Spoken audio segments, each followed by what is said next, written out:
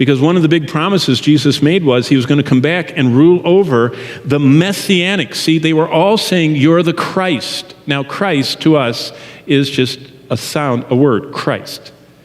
Actually, that word is Mashiach, Messiah.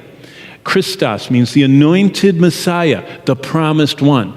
Jesus said, I'm the promised one. And they all knew what the promise was, that he was going to reign as Messiah over this kingdom that was going to overspread the whole earth. And so look at verse 28. And Jesus said to them, assuredly, I say to you, in the regeneration. What's the regeneration? Well, that's a complicated word. It's only 2 times in the New Testament. It talks about the regeneration that we have by the Spirit of God, the washing of regeneration, that concept of salvation. The other meaning for it is right here. It's not when we get saved, it's when God regenerates the kingdoms of this world. That actually, regeneration is made up of 2 words. Genesis, we get Genesis from it, beginning, and palin, which means again. So it's again a Genesis. It's again a beginning. Again, a new start. When God restarts humanity, what is that? That's when he comes to rule. He tells us about it. I don't have time to read every verse, but he said, I'm going to separate the sheep from the goats. I'm going to send the goats out, and the sheep are going to come into my kingdom, and they're going to populate this kingdom. But it's not in heaven. It's on earth. 1/5 of the Bible describes it as right here on earth. And that Jesus is going to actually be ruling out of Jerusalem over the whole earth, and there's going to be no rebels. Satan's going to be, and his demons are going to be in captivity, and there's going to be no poisonous animals, no carnivorous animals, no poisonous insects. I mean, the United Nations believes it. They have it in, if you go to New York City today and look at the UN building, it says the lion will lay down by the lamb. Wow, they believe that much of the Bible at least. And it says, and they'll beat their swords into plowshares. That's right out of Isaiah, talking about the millennium, the messianic earthly rule of Christ. So look what he says. In that regeneration, when I do everything I promised as a Messiah, the Son of Man sits on the throne of his glory. And you who have followed me will also sit, now it's getting a big promise, on 12 thrones judging the 12 tribes of Israel. There was a whole movement, what was his name? Herbert W. Armstrong, British Israelitism. He talks about the 12 tribes and they're lost. The tribes are certainly not lost to God. He knows right where they are.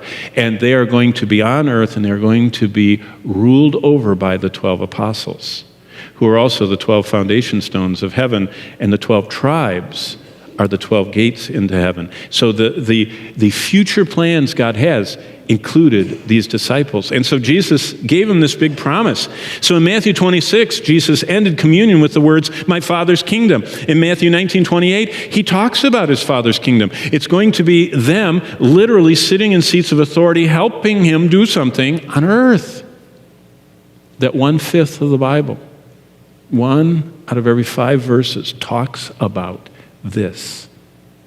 I mean, if you take the kingdom stuff out of the Bible, it'll fall apart because it's so much. It's everywhere. It just fills from cover to cover. So, what exactly would Jesus Christ's disciples have understood that kingdom of the Father to be? Well, the answer to that is Jesus had already explained that kingdom. Now, let me do a little visual. Matthew 26 is here. Matthew 19 is here. What's just before Matthew 26? Just before the Lord's Supper is Matthew 25 and Matthew 24.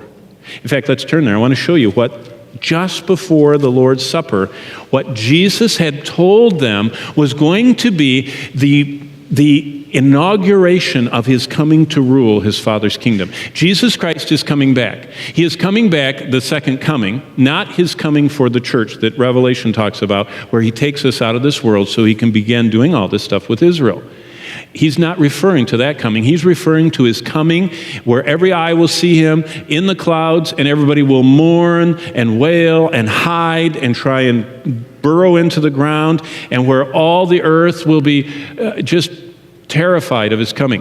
That's the second coming. Jesus said, I'm coming back for you, and I'm going to bring blessings, and I'm going to come and take you to my Father's house, and you're going to dwell with me. Those two are very distinctly different in the Bible. This one, look at chapter 24, is the explanation of the coming kingdom. Written down for us in Matthew 24 and 25 was what Jesus Christ said and taught, and we can trace exactly what the disciples would have thought his Father's kingdom was, because he tells them. He tells them what's going to be his coming back and what he's going to do. And so basically we could say Matthew 24 and 25 are Jesus preceding the Lord's Supper with a summary of the future. Jesus precedes that supper telling all this prophetic stuff that we're going to look at. And then at the supper he says, now I already taught you what's going to happen, but until that happens, I'm not going to drink this cup new with you until my Father's kingdom comes to earth.